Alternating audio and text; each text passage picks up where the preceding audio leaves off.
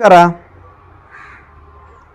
ಹೊಸ ವಿಚಾರಗಳು, ದೈವಾರಾಧನೆಯ ಅದೇ ರೀತಿ 7:30 ಈ ವಿಚಾರಗಳನ್ನೆಲ್ಲ ನಾನು ಮಾತಾಡಿದ್ದೇನೆ. ಇವತ್ತಿನ ಸಂಚಿಕೆಯಲ್ಲಿ ತುಂಬ ಜನ ಕೇಳ್ತಾರೆ ಕರೆ ಮಾಡಿ ನಮ್ಮ ಹತ್ರ ಎಲ್ಲ. ಸರ್ ನಂದು ಮೇಷರಾಶಿ, ನಂದು ಸಿಂಹರಾಶಿ, ನಾನು ಯಾವ ಹರಳನ್ನು, ಯಾವ ಜೆಮ್ ಸ್ಟೋನನ್ನು ನಾನು ಧರಿಸಬೇಕು, ಅದರಿಂದ ನನಗೆ ಶೀಘ್ರ ಫಲ ಸಿಗುತ್ತೆ. ನಾನು ಮೇಷರಾಶಿ ಆದರೆ ನಾನು ಹವಳವನ್ನು ಧರಿಸ್ಬೋದಾ, ಈ ಥರ ಎಲ್ಲ ಕೇಳ್ತಾರೆ. ತುಂಬ ಜನ ಅವರಿಗೆ ಸಜೆಷನ್ ಕೂಡ ಕೊಡ್ತಾರೆ ಹೊರಗಿನವರು. ಏನಂದರೆ ನೀವು ಮೇಷರಾಶಿ ಆದರೆ ನೀವು ಹವಳವನ್ನು ಧರಿಸಿ, ನೀವು ಕನ್ಯಾ ರಾಶಿಯವರಾದರೆ ನೀವು ಪಚ್ಚೆ ಎಂಬ್ರಾಯ್ಡನ್ನು ಧರಿಸಿ, ಈ ಥರ ಎಲ್ಲ ಕೊಡ್ತಾರೆ.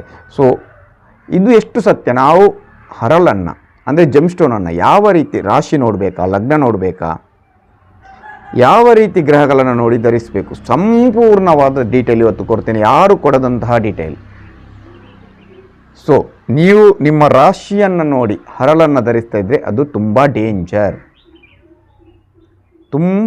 ನಿಮ್ಮ ರಾಶಿಯನ್ನು ನೋಡಿ ನೀವು ಹರಳನ್ನು ಧರಿಸ್ತಾ ಇದ್ದರೆ. ಯಾಕೆ ನೋಡಿ, ಈಗ ನೀವು ಮೇಷರಾಶಿಯವರು ಅನ್ಕೊಳ್ಳೋಣ, ಒಂದು ಫಾರ್ ಎಕ್ಸಾಂಪಲ್ ಮೇಷರಾಶಿ. ಈಗ ಮೇಷರಾಶಿಗೆ ಯಾವುದು, ಮೇಷ ಮತ್ತು ವೃಶ್ಚಿಕಕ್ಕೆ ನಾವು ಅದರ ಅಧಿಪತಿ ಆಗಿರ್ತಕ್ಕಂಥವನು ಕುಜನಿಗೆ ಯಾವುದು, ಹವಳ ಅಂದರೆ ಕೋರಲ್. ಅದೇ ರೀತಿ ವೃಷಭ ಮತ್ತು ತುಲಾರಾಶಿಗೆ ಅಧಿಪತಿ ಯಾರು, ಶುಕ್ರ ಒಂದು ಡೈಮಂಡ್. ಮಕರ ರಾಶಿಗೆ ಅಧಿಪತಿ ಶನಿಗೆ ನೀಲ, ನೀಲ ಇರುತ್ತೆ. ಅದೇ ರೀತಿ ನಮ್ಮದು ಗುರುವಿಂದು ಮೀನರಾಶಿ ಮತ್ತು ಧನುರಾಶಿಗೆ ಯೆಲ್ಲೋ ಸಫೈರ್ ಅಂದರೆ ಕನಕಪುಷ್ಯರಾಗಿರುತ್ತೆ. ಹಾಗಾದರೆ ಈಗ ನಿಮ್ಮದು ಮೇಷರಾಶಿ ಆಗಿದ್ದರೆ ನೀವು ಹವಳವನ್ನು ಧರಿಸ್ಬೋದಾ? ಖಂಡಿತವಾಗ್ಲೂ ಇಲ್ಲ. ನೋಡಬೇಕು ನಿಮ್ಮ ಕುಜ ಅಂದರೆ ಮಂಗಳ ನಿಮ್ಮ ಜಾತಕದಲ್ಲಿ ಯಾವ ಮನೆಯಲ್ಲಿ ಕೂತಿದ್ದಾನೆ, ಯಾವ ಗ್ರಹದ ಜೊತೆ ಸ್ಥಿತನಾಗಿದ್ದಾನೆ, ಅದು ತುಂಬಾ ಇಂಪಾರ್ಟೆಂಟ್. ನಿಮ್ಮ ರಾಶಿ ಮಿಥುನ ರಾಶಿಯಾಗಿದ್ದರೆ ಅದರ ಅಧಿಪತಿ ಯಾರು, ಬುಧ. ಪಚ್ಚೆ ಅಂದರೆ ಎಂಬ್ರಾಯ್ಡ್ ಧರಿಸ್ಬೋದಾ? ಅಲ್ಲಿ ಬುಧ ನೀಚನಾಗಿದ್ದಾನ, ಬುಧ ಅಷ್ಟಮದಲ್ಲಿ ಕೂತಿದ್ದಾನ, ದ್ವಾದಶ ಭಾವದಲ್ಲಿ ಒಂದು ವೇಳೆ ನೀವೀಗ ನಿಮ್ಮದು ಬುಧನ್ಗೆ ನೀವು ನಿಮ್ಮ ಸ್ಟೋನನ್ನು ಅಂದರೆ ಆ ಬುಧನ ಗ್ರಹಕ್ಕೆ ಸಂಬಂಧಪಟ್ಟಂಥ ಸ್ಟೋನನ್ನು ಧರಿಸಿದಾಗ ನಿಮ್ಮ ಬುಧ ಏನಾದರೂ ಅಂದರೆ ಬುಧ ಗ್ರಹ ಏನಾದರೂ ಅಷ್ಟಮದಲ್ಲಿ ಕೂತಿದ್ರೆ, ಅಂದರೆ ಲಗ್ನದಿಂದ ಅಷ್ಟಮ ಭಾವದಲ್ಲಿ ಕೂತಿದ್ರೆ ನಿಮಗೆ ಸಮಸ್ಯೆಗಳು ಜಾಸ್ತಿ ಆಗುತ್ತೆ. ನರದ ಸಮಸ್ಯೆಗಳು ಬರ್ಬೋದು, ಬೇರೆ ಬೇರೆ ಅಡೆತಡೆಗಳೆಲ್ಲ ಬರ್ಬೋದು. ಅದು ಸ್ಟೋನ್ ಆಗಿದಾಗ ಜಾಸ್ತಿ ಆಗುತ್ತೆ, 30% ಅದು ರಿಸಲ್ಟ್ ಕೊಟ್ಟೇ ಕೊಡುತ್ತೆ. ನೀವು ಧರಿಸ್ತಕ್ಕಂಥ ಹರಳು, ಆ ಜೆಮ್ ಸ್ಟೋನ್ ನಿಮಗೆ ರಿಸಲ್ಟ್ ಕೊಡುತ್ತೆ. ಯಾವ ರಿಸಲ್ಟ್ ಕೊಡುತ್ತೆ? ಬ್ಯಾಡ್ ಪೊಸಿಷನಲ್ಲಿ ಕೂತಿದೆ ಆ ಗ್ರಹ, ಆಗ ಬ್ಯಾಡ್ ಕೊಡುತ್ತೆ. ನಿಮ್ಮ ಅದೇನಾದರೂ ಗ್ರಹ ದ್ವಿತೀಯ ಭಾವದಲ್ಲಿ ಧನಸ್ಥಾನದಲ್ಲೋ ಅಥವಾ ನವಮ ಸ್ಥಾನದಲ್ಲೋ ಕೂತಾಗ ನಿಮಗೆ ಒಳ್ಳೆಯ ರಿಸಲ್ಟನ್ನು ಕೊಡ್ಬೋದು. ಕೆಲವರು ಶನಿಗೆ ಹಾಕ್ತಾರೆ. ಮಕರ ರಾಶಿಯವರು, ಕುಂಭರಾಶಿಯವರೆಲ್ಲ ನನ್ನ ಕುಂಭರಾಶಿ ನಾನು ಶನಿ ಗ್ರಹದ ಹಾಕ್ತೀನಿ ಅಂತೇಳಿ ಶನಿಗೆ ಸಂಬಂಧಪಟ್ಟಂಥ ಹರಳನ್ನು ಹಾಕ್ತಾರೆ. ಆವಾಗ ಏನಾಗುತ್ತೆ, ಅಲ್ಲಿ ಏನಾದರೂ ಶನಿ ಅಷ್ಟಮ ಭಾವದಲ್ಲೋ ದ್ವಾದಶ ಭಾವದಲ್ಲೋ ಕೂತಾಗ ಆಕ್ಸಿಡೆಂಟ್ಗಳಾಗ್ಬೋದು. ಆ ದಶಾಭುಕ್ತಿ ಅಂತರ್ಭುಕ್ತಿಗಳು ಬಂದಾಗ ಸಮಸ್ಯೆಗಳು ಜಾಸ್ತಿ ಆಗುತ್ತೆ. ಹಾಗಾದರೆ ನಾವು ಯಾವ ರೀತಿಯ ಹರಳನ್ನು ಧರಿಸಬೇಕು ನೋಡಿ. ಮೊದಲು ನಿಮ್ಮ ಲಗ್ನವನ್ನು ನೋಡಬೇಕು. ಯಾವುದು ನಿಮ್ಮ ಲಗ್ನದಿಂದನೇ ಎಲ್ಲ ಕ್ಯಾಲ್ಕುಲೇಷನ್, ರಾಶಿಯಿಂದ ಅಲ್ಲ. ರಾಶಿ 2.5 ದಿನಕ್ಕೊಂದ್ಸಲ ಚೇಂಜ್ ಆಗುತ್ತೆ, ಲಗ್ನ 2 ಗಂಟೆಗೆ ಚೇಂಜ್ ಆಗುತ್ತೆ. ಸರಿಯಾಗಿ ನೆನಪಿಟ್ಕೊಳ್ಳಿ. ನೀವು ಹುಟ್ಟಿದ ದಿನ ನೋಡಿ, ಈಗ ಇವತ್ತು ಮೇಷರಾಶಿ ಇದ್ದರೆ ಚಂದ್ರ ಮೇಷರಾಶಿಯಲ್ಲಿದ್ದರೆ ಅದು ಮೇಷರಾಶಿ. ಚಂದ್ರ 2 ದಿನ ಒಂದೇ ರಾಶಿಯಲ್ಲಿ ಇರ್ತಾನೆ. 2 ದಿನ ಎಷ್ಟು ಜನಗಳು ಹುಟ್ಟಲ್ಲ, ಎಷ್ಟು ಜನಗಳು ಸಾಯುವುದಿಲ್ಲ. ಈಗ 2 ದಿನ ಹುಟ್ಟಿದ ಎಲ್ಲರಿಗೂ, ಮೇಷರಾಶಿ ಎಲ್ಲರಿಗೂ ಕೋರಲ್ ಹಾಕ್ಲಿಕ್ಕೆ ಆಗುತ್ತಾ ಅಂದರೆ ಹವಳ ಆಗುತ್ತಾ? ಇಲ್ಲ. ಅಲ್ಲಿ ಲಗ್ನ 2 ಗಂಟೆಗೆ ಚೇಂಜ್ ಆಗುತ್ತೆ.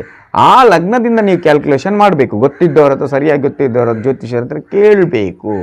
ಅಲ್ಲಿ ಲಗ್ನದಿಂದ ಯಾವ ಗ್ರಹ ಶುಭ ಸ್ಥಾನದಲ್ಲಿ ಕೂತಿದೆ, ನಿಮಗೆ ಒಳ್ಳೆಯ ಫಲಗಳನ್ನು ಕೊಡ್ತಾ ಇದೆ, ಅದನ್ನು ನೋಡಿ ಅದಕ್ಕೆ ಬೇಕಾದಂಥ ಹರಳನ್ನೇ ನೀವು ಧರಿಸಿದಾಗ ಆ ಗ್ರಹದ ಫಲಗಳು ನಿಮಗೆ ಸಿಗುತ್ತೆ.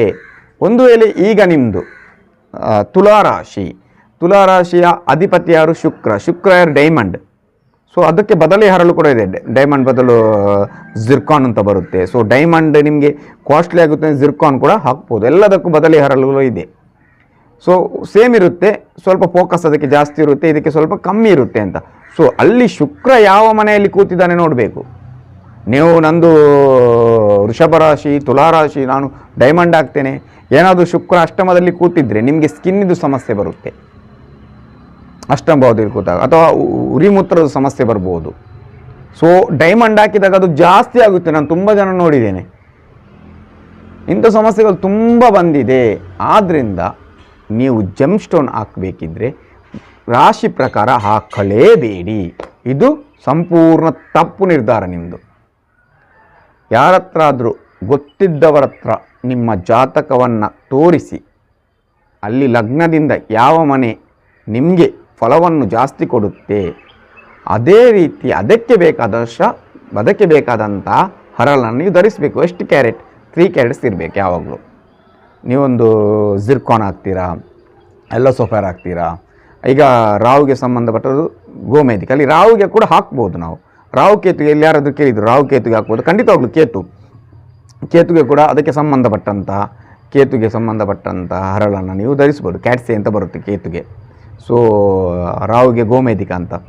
ಸೊ ಅಲ್ಲಿ ನಿಮ್ಮ ಕೇತು ಮತ್ತು ರಾಹು ಯಾವ ಸ್ಥಾನದಲ್ಲಿದ್ದಾರೆ, ಯಾವ ಗ್ರಹದ ಜೊತೆ ಇದ್ದಾರೆ, ಅವರು ನಿಮಗೆ ಶುಭ ಫಲವನ್ನು ಕೊಡ್ತಾ ಇದ್ದಾರೆ, ಖಂಡಿತವಾಗ್ಲೂ ನೀವು ಹಾಕ್ಕೋಬೋದು. ಇಲ್ಲಾದರೆ ನಿಮಗೆ ಸಮಸ್ಯೆ ಬರುತ್ತೆ.